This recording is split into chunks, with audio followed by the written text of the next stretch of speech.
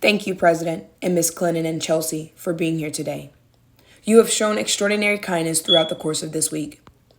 Once, when they asked John what he would do if he went into politics and was elected president, he said, "I guess the first thing is to call up Uncle Tenny and gloat." I love that. He was so like his father. From the first day of his life, John seemed to belong not only to our family, but to the American family. The whole world knew his name before he did. A famous photographer showed John racing across the lawn as his father landed in the White House helicopter and swept John in his arms. When my brother saw the photo, he exclaimed, "Every mother in the United States is saying, isn't it wonderful to see the love between a son and a father? The way that John races to be with his father." But little did they know, that son would have raced right by his father to get to that helicopter. But John was so much more than those long ago images emblazoned in our minds. He was a boy who grew into a man with a zest for life and a love for adventure. He was a Pied Piper who brought us all along. He was blessed with a father and a mother who never thought anything mattered more than their children. When they left the White House, Jackie's soft and gentle voice was unbreakable. Strength of spirit guided him surely and securely to the future. He had a legacy and he learned to cherish it. He was part of a legend and he learned to live with it.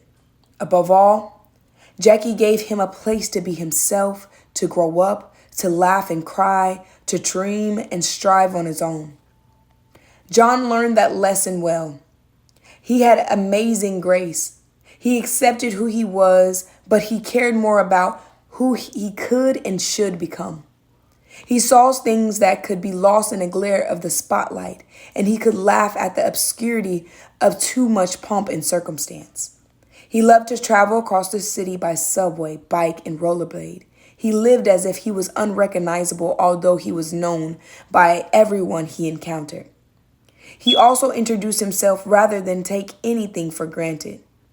He drove his own car. He flew his own plane, which is how he wanted it. He was the king of his domain. He thought that politics should be integral part of popular culture and popular culture should be the integral part of politics. He transformed that belief into creation of George. John shaped and honed a fresh, often irrelevant journal. His new political magazine attracted a new generation, many of whom had never read about politics before. John also brought to George a wit that was quick and sure. The premiere issue of George caused a stir with the cover photographer of Cindy Crawford dressed as George Washington with a bare belly button, the reliable source.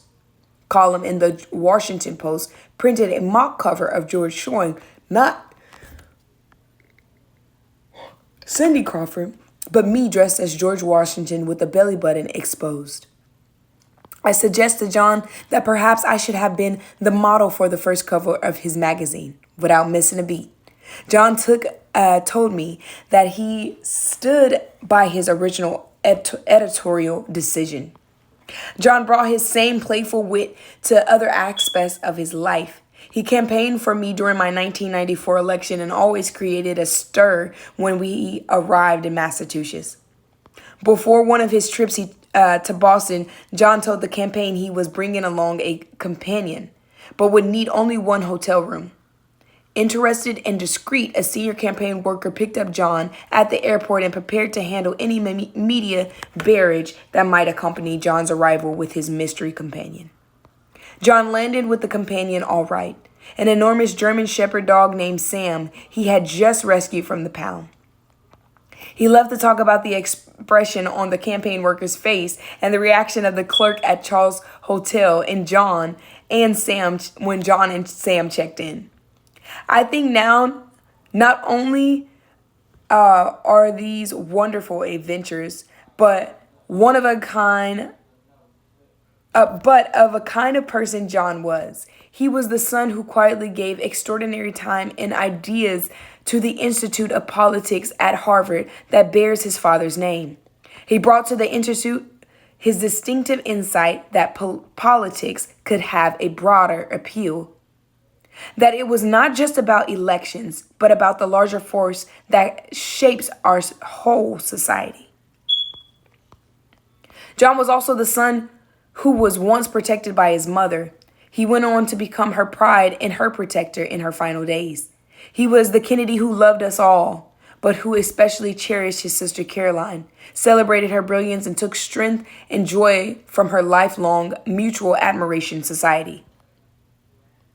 And for 1,000 days, he was a husband who adored the wife who became his perfect soulmate. John's father taught us all to reach for the moon and the stars. John did that, and he did. And he found his shining star when he married Carolyn Bassett. How often our family will think of the two of them cuddling affectionately on the boat, surrounded by family, aunts, uncles, Carolyn and Ed, and their children, Rose, Tatiana, and Jack. Kennedy's cousins, Radziwill cousins, Shiver cousins, Smith cousins, Lawford cousins, and we sailed Nantucket Sound. Then we would come home, and before dinner on the lawn where his father had played, John would lead a spirited game of touch football, and his beautiful young wife and new pride of the Kennedys would cheer for John's team and delight her nieces and nephews with her somersaults. We love Carolyn. She and her sister Lauren were young, extraordinary women of high accomplishments and their own limitless possibilities. We mourn their loss and honor their lives. But the Bassett and the Freeman families will always be a part of ours.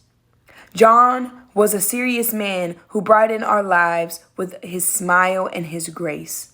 He was a son of privilege who founded a program called Reaching Up to train better caregivers for the mentally disabled.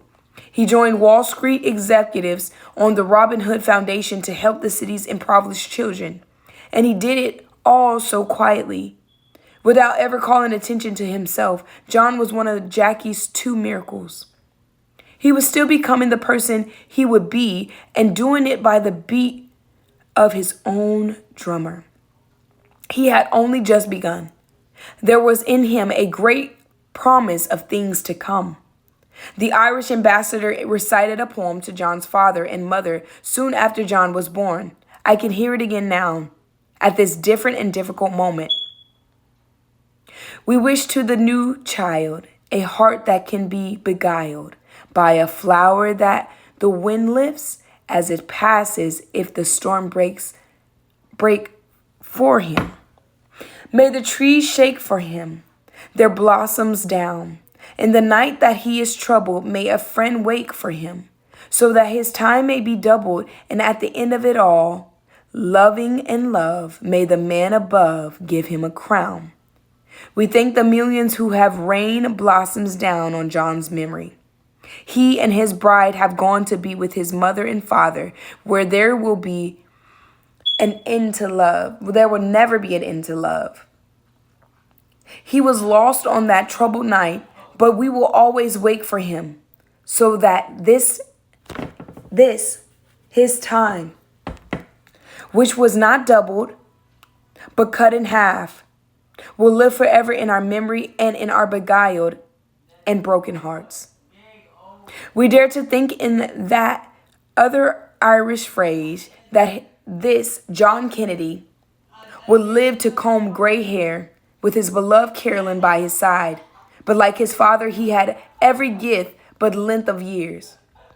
We who have loved him from the day he was born and watch him be a remarkable man,